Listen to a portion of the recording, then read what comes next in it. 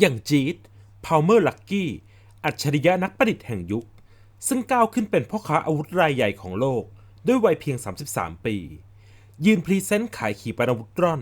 ให้กับญี่ปุ่นลีลายิ่งกว่าเซลล์ขายรถ This is a cruise missile. Yeah, so this is one of 3 cruise missiles that Anduril is manufacturing. One of the key things that Anduril has done that is different from many other companies is design our cruise missiles so that they can be very easily manufactured by automotive-style assembly lines, workers, and manufacturing equipment. Most other companies design very exquisite missiles that are built by high-end aerospace factories. But by building missiles with 90% less parts that can be built in 10% of the time using automotive-style factories,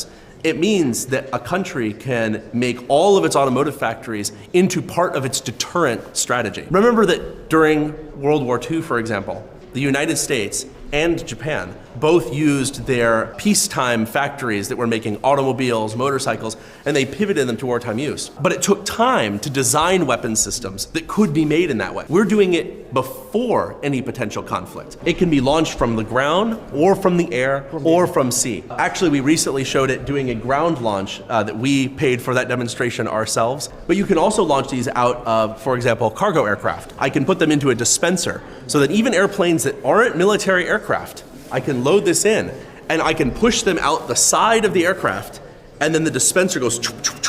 turns your whole cargo aircraft fleet into part of your long-range weapon strategy. This is designed to scare China into not taking action on Taiwan. It has a very specific purpose. It's much less expensive than a conventional missile because of everything I've just talked about. Also because they reuse a lot of components. For example, this, and this use the same actuator motors to steer the fins. We reuse components because we use our own money to develop these things. Many traditional companies would go to the government and say, you have to pay me to develop a special motor for this, a special motor for that, another special motor. It's because they make more money that way. In terms of the actual price, it really comes down to the volume. If I'm going to make 10 of them, they're expensive. If I make 1,000, they're cheaper.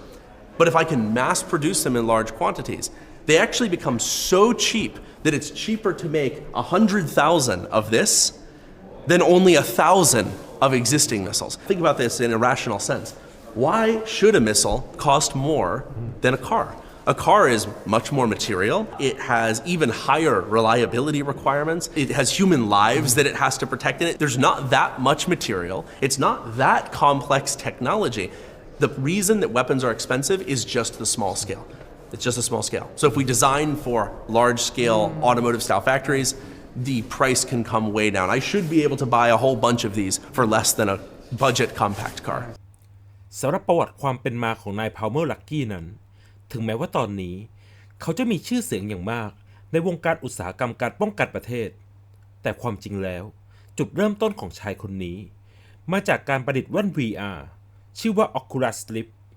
ภายใต้ชื่อบริษัท Oculusในวัยเพียง19ปีเท่านั้นใช่แล้วมันเคยเป็นชื่อแว่น VR ของบริษัท Facebook หรือ Meta ในปัจจุบันก่อนที่จะเปลี่ยนมาเป็น Meta Quest เพราะหลังจากนายพาวเมอร์เปิดตัวแว่นดังกล่าวได้เพียง2ปีกิจการของบริษัท Oculus ก็ถูกเสนอซื้อโดยบริษัท Meta ด้วยมูลค่าสูงถึง $2,000 ล้านทำให้นายพาวเมอร์ได้เข้าไปเป็นหัวหน้าฝ่ายผลิตภัณฑ์แว่น VR ของ Meta อยู่ระยะหนึ่งก่อนที่เขาจะถูกไล่ออกเพราะเรื่องการเมืองในปี 2017 พร้อมกับความจริงที่เขาได้ค้นพบว่าเทคโนโลยีการทหารของประเทศสหรัฐนั้นล้าหลังกว่าบริษัทเทคโนโลยีในซิลิคอนวัลเลย์เสียอีกหนำซ้ำบริษัทเทคโนโลยียักษ์ใหญ่เหล่านั้นยังไม่ยอมรับงานด้านความมั่นคงจากกระทรวงกลาโหมของสหรัฐด้วยเพียงเพื่อรักษาภาพลักษณ์ของบริษัทเรื่องนี้สร้างความไม่สบายใจให้กับนายพาวเมอร์เพราะเขามองว่าถ้าปล่อยให้เป็นแบบนี้ต่อไปสักวันประเทศสหรัฐอเมริกาจะต้องสูญเสียความยิ่งใหญ่เป็นแน่และนั่นเองคือเหตุผลเบื้องหลังการก่อตั้งบริษัท Anduril Industry ซึ่งเน้นการพัฒนาเทคโนโลยีการป้องกันประเทศที่ล้ำสมัยตอบโจทย์ตรงจุดและราคาสมเหตุสมผล Anduril Industry นำแนวคิดแบบบริษัทเทคสตาร์ทอัพมาใช้กับอุตสาหกรรมอาวุธเช่น